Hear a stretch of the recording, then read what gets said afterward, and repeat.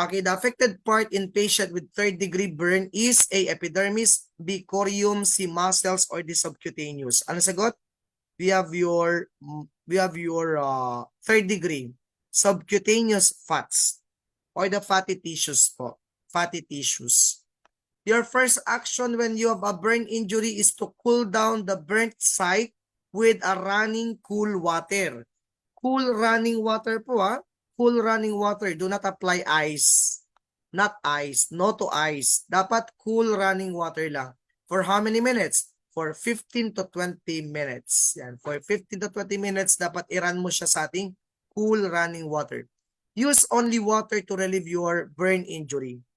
No ointments, no creams, no oils, no butter, no toothpaste, or even ice. Ano lang daw? Only water. Priority in your burn victim is your airway po. Again, what is our priority? Airway. Airway po. Ang priority sequence natin dyan ay ABC plus IV fluid therapy. Again, ano daw? ABC plus IV fluid therapy. Lumabas yun sa board exam. Ano ang priority natin? Anong unahin mo? Airway, breathing, circulation, tapos IV fluid po. And always remember, no pricking of blister kasi lumabas ito last November board exam. Yan. Ano daw yung except doon sa care of burn injury? Sagot natin is yung prick the blisters daw. Pricking blisters is not allowed. Huwag mong paputukin yung mga paltos ng ating sunog. So pwede po bang i-cover yung ating burn injury? Yes. Cover with a non-stick dressing and kadalasan na ginagamit dyan ay loose cling film wrap. Again, loose cling film wrap. Or pag wala yan, ang ginamit last November board exam ay plastic wrap. Pwede ba yon? Pwede po yun. Plastic wrap. Lumabas yan last November. Mga choices doon, cover with plastic wrapping. Ano pa? Apply burn ointment or cream, burn cream. C, pricking the blister. Ano sagot doon? Pricking the blister ang sagot doon. Hindi pa pwedeng i-prick yung ating blister. Ano pa? Fast action dapat. Dapat within 3 hours, dapat nagawa mo na yung ating ABC plus IV fluid. Within 3 hours, dapat na daw? ABC plus IV fluid. Yan. Anong IV fluid? LRS. Okay, the most common IV fluid used in your resuscitation is the lactated Ringer solution because lactated Ringer solution is what? Is the ideal fluid to expand your blood volume. LRS is plasma expander kasi. Plasma expander, thereby it prevents hypovolemic shock. Kasi yun yung kalaban natin in the first 24 hours. Ang kalaban natin sa mga burn victim in the first 24 hours is hypovolemic shock. Fluid shifting po. Next, involve emergency services if needed. Remove clothings or jewelry bago pa mag-edema yung pasyente mo. Tanggalin mo lahat yan. Stop the burning process. Paano? Paano mo stop yung burning process? Again, ulitin ko, cool running water po. Cool running water. Protect the wound or the burn injury. Cover it with a non-stick dressing like your plastic wrap. So lahat ng lumabas sa board exam, nandyan na. Nandyan sa cool first natin na mnemonics. Ayun. So dalawa nga pala yung phase ng ating burn injury. So there are two phases of your burn injury. We have your emergent at saka acute phase. Two phase. We have your number 1, emergent phase. Emergent phase, yan. And pag sinabing emergent phase, nurses, that is your within 24 hours. Within 24 hours, emergent phase po yan. The patient is at risk for hypovolemic shock. Anong pinaka-danger po in 24 hours? Hypovolemic shock po. Ang ating napaka-danger po niya sa hypovolemic shock. Pwedeng bumagsak ang kanyang blood volume in 24 hours. So what is our intervention? IV fluid resuscitation. Ano pa? We have your electrolyte monitoring. Electrolyte and acid-base. Electrolyte and acid-base balance. Acid-base balance. Bakit? Ano bang nangyayari sa ating first phase or emergent phase? Kadalasan nangyayari dito yung ating tatawag na hyperkalemia and hyponatremia. So lumabas ito sa board exam. Ano daw yung mangyayari sa ating burn injury in 24 hours or emergent phase? Right after burn injury, ano pong risk niya? Hyperkalemia. At anong acid-base imbalance niya? Tandaan nyo, sinabi ko sa inyo dati na ang potassium ay acidic. Potassium is acidic. So, ano mangyari? That is your metabolic acidosis. Metabolic acidosis. Shock is common in third and fourth degree. Okay? In fourth and third degree, shock is common. Why? Bakit nangyayari yan? Because of your third space fluid shifting po. Lumabas sa board exam, ano nagkukos ng shock? Third space fluid shifting po. Third space fluid shifting. Number 2, we have your acute phase of burn.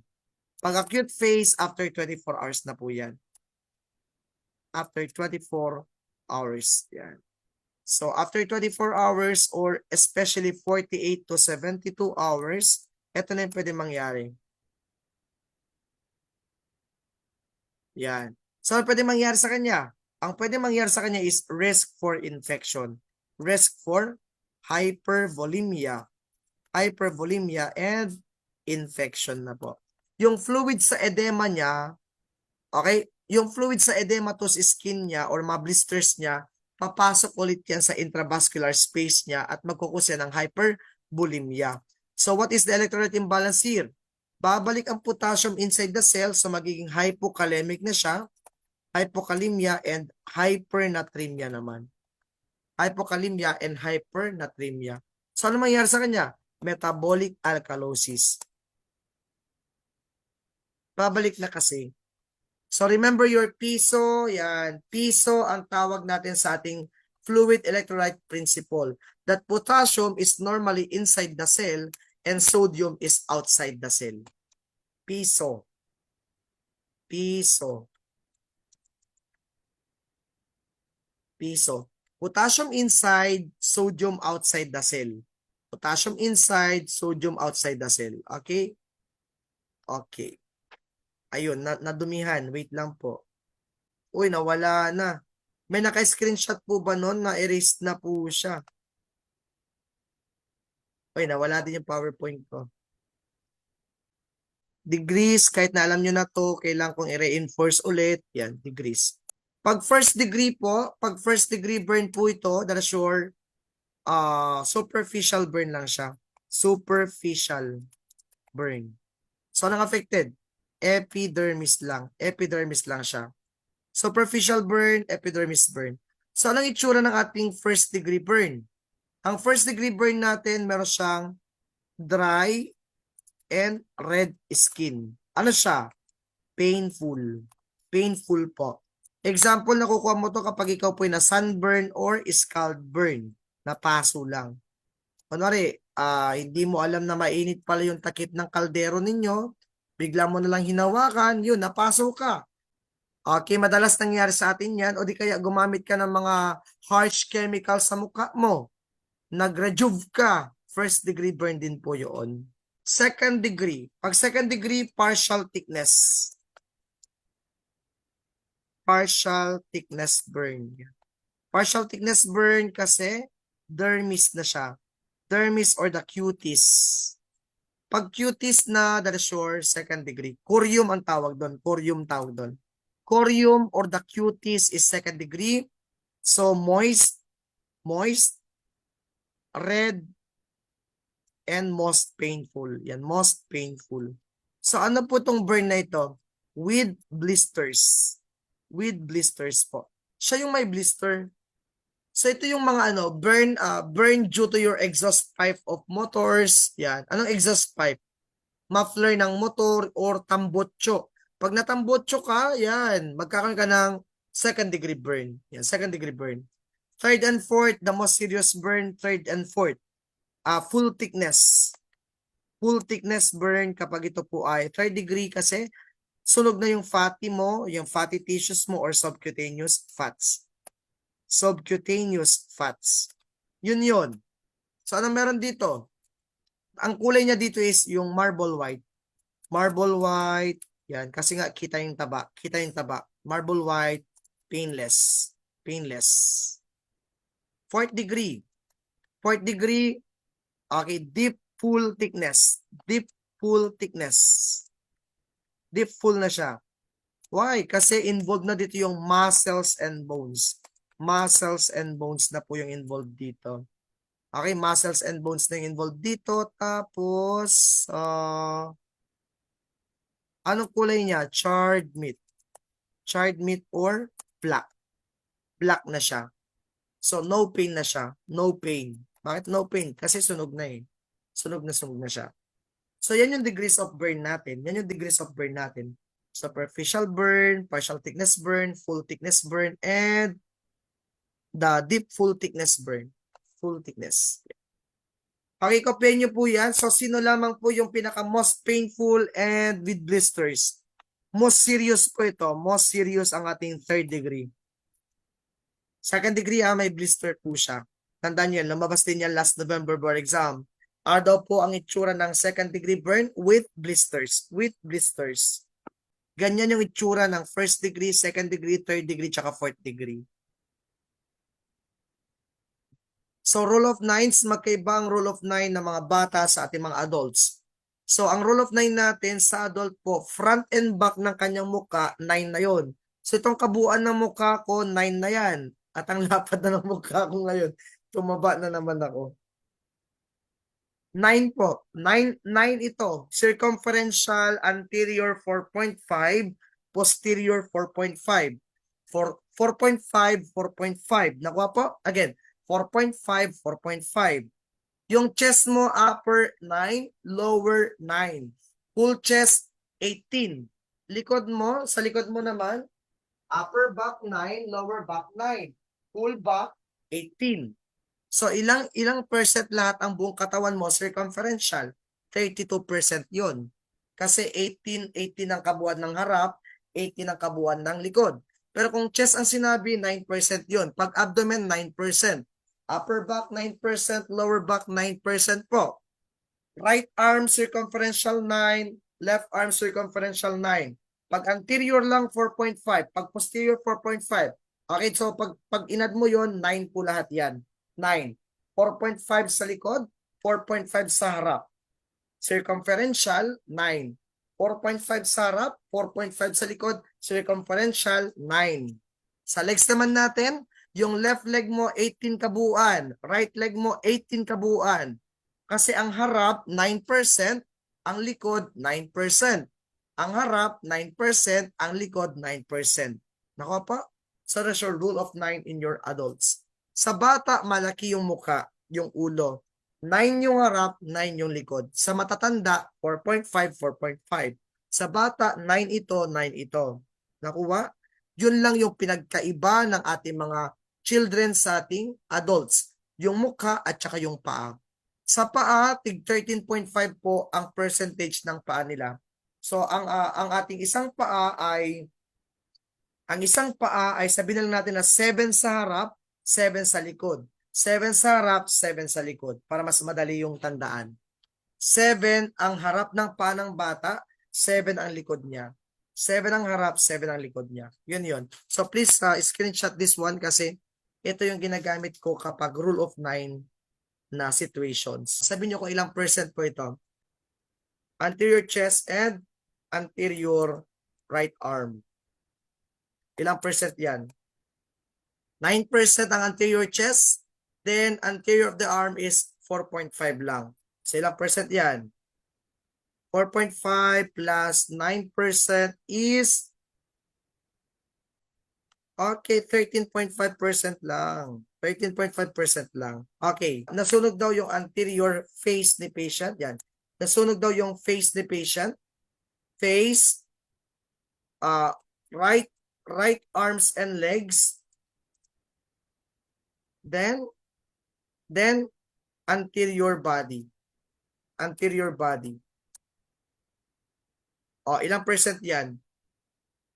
Nasunog yung face niya. So, pag face lang, 4.5.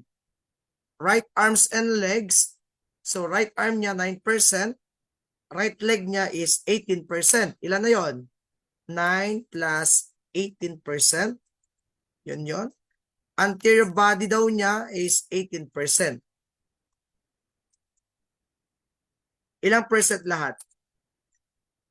Ilang percent lahat? O, kopya nyo yan. 18 plus 18, 36 plus 9, 45. It's 49.5%. Malala ang kanyang sunog, nurses. 49.5 malala. Ito ay nasa classification na ng third degree burn, yan. Third to fourth degree burn na siya. So emergency na po ba ito? Yes. Anything more than 20% burn injury is emergency burn na po yon. Red tag na po siya.